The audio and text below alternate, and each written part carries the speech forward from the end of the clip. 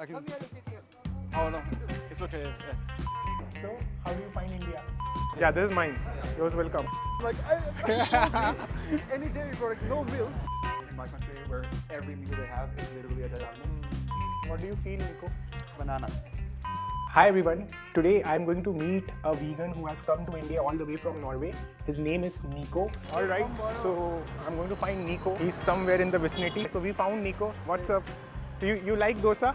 Yes, I love dosa. Vegan lunch, so we'll be going to a traditional place to have a vegan lunch. This is a 100% veg restaurant, but we'll have some of them things by default vegan. So we are eating masala dosa and this is what? Kara bhat. Kind of messed up. We ordered Mysore masala dosa and I forgot that they add cheese from the top.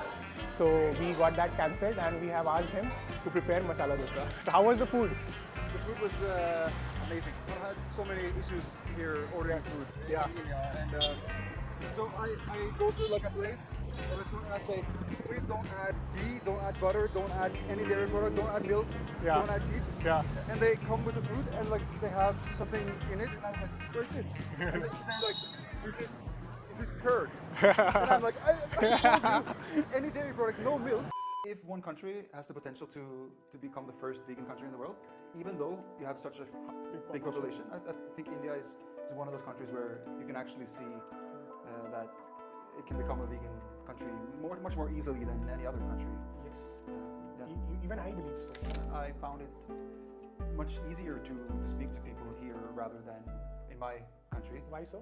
Because people here are, especially since you already have this society where vegetarians are quite prominent, I find it easy for them to connect with animal rights rather than the people in my country where every meal they have is literally a dead animal. So yeah, I just found it easier to speak to, and in general I find it easier to speak to people from Hindu cultures rather than Abrahamic faiths. Okay. Because people with Abrahamic faiths, they have this downwards view on other animals, I feel like. True. Compared to Buddhism and Hinduism and Jainism especially. Yeah. Like the term ahimsa, if you have heard of it, right? Yeah. Which means peace. Yeah. Right? And that is one of the cornerstones of Hinduism, Buddhism, and also Jainism, right? So yeah, so that way it is easier. Yeah. In fact, one of the spiritual leaders in India, who's also vegan by the way, has a massive following, 20 million on YouTube. Yeah, Prashant. Acharya Prashant. So I made a reaction video to his video where someone is questioning him like why or when will India become vegan, right? So of course he has his own perspective. I as a street activist have my own perspective.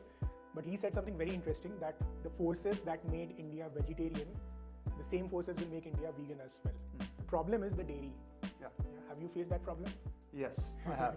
And yeah, when you talk about dairy, the people become quite defensive. Right, and the dairy setup in India is very different from how it is in the West. In fact, after shooting this video, we are going to a small-scale dairy farm, and we have to be careful there. We are not going to go there as activists, right? We'll tell them that we are here. Like, he's my friend from America. I'll say American because, like how you were saying, he was telling me earlier.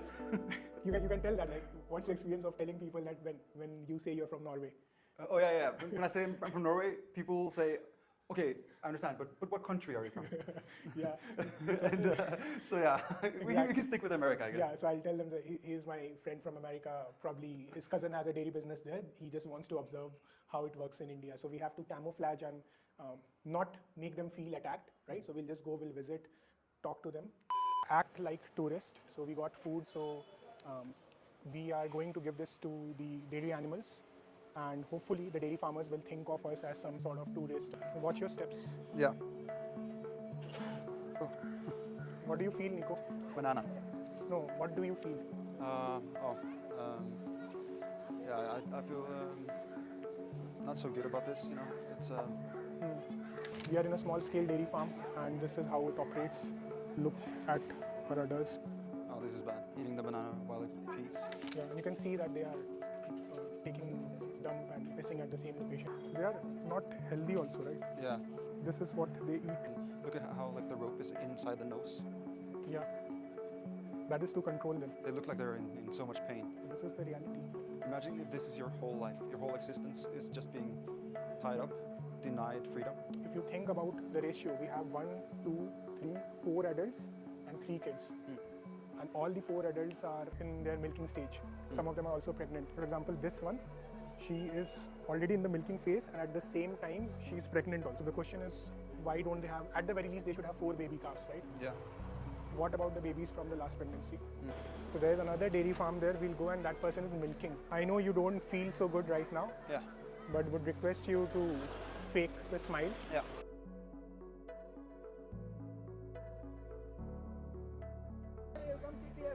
Okay. He's from America. Yes, yes. His, Okay. No, no. I can.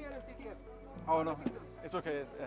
You just. he's from America. Yeah. His brother has a dairy business there. Yes. Person just asked Nico to do the milking process. Yes. Only machines. Yeah. Uncomfortable, Yes. but he's doing a great job camouflaging his. Yeah. But it's identity there. yeah, nice to see how you do it in the traditional way as well. Yeah. हाँ वो वहाँ पे ऐसे नहीं होता है, machine से होता है. Person asked you to do the milking, right? Yeah. What's going on in your mind right now? It's just sad. It's just yeah. Yeah. It's exploitation. This is what local This is abuse, local exploitation, Yes. and everybody in the West think it's so ethical. Oh, we got like small scale Yeah. farm. Yeah. It's all exploitation. Yes. Small scale exploitation. Yeah. Even though they may have only 5 animals, but they're individual beings. As you saw in the eyes of those animals, like they're not like that is a classic definition of exploitation, right? Yeah. They were not comfortable. Why would they be, right? And yeah, that is what it is. Yeah. So after the dairy farm, we are also going to a slaughterhouse or a butcher shop. So in India, we have open butcher shops as opposed to how it's in the West, right? So these are the boilers. America से आया भैया, video देख रहा है हर चीज़ का.